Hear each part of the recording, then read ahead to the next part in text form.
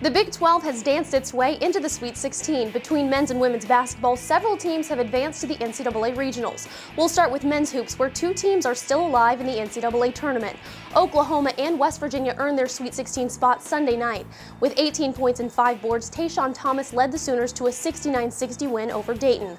That makes head coach Lon Kruger the first coach ever to lead 4 different programs to the Sweet 16. Oklahoma will play Michigan State Friday night in Syracuse. Then out of the Midwest region, West Virginia's defense sealed the 69-59 win over Maryland. The Mountaineers had an impressive 15 steals and 23 forced turnovers. Their win lands them a spot in the Sweet 16 against the Big Blue Nation and tournament favorite that is Kentucky. We just got to get back, prepare, focus, and, it's another team. It's another team. They put their draws on the same way we do. I'm pretty sure nobody in the world thinks we're going to get past Kentucky besides that, 1.2 million that's in West Virginia. So, we're going to keep doing what we do and keep playing. In the women's tournament, 3 teams are still playing for a shot at a title.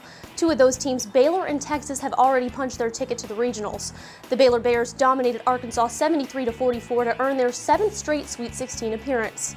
Baylor will face 3-seed Iowa this Friday from Oklahoma City. The Texas Longhorns pushed past Cal Berkeley 73-70 to advance to the Albany regionals, where they could face 2-time defending champ Connecticut. And tonight at 5:30, Oklahoma will play Stanford for their shot at advancing to the Sweet 16. The Madness of March rolls on, and we'll do our best to keep you up to date right here on the Big 12 Digital Network. I'm Kristen Keith, and this has been your Big 12 Minute.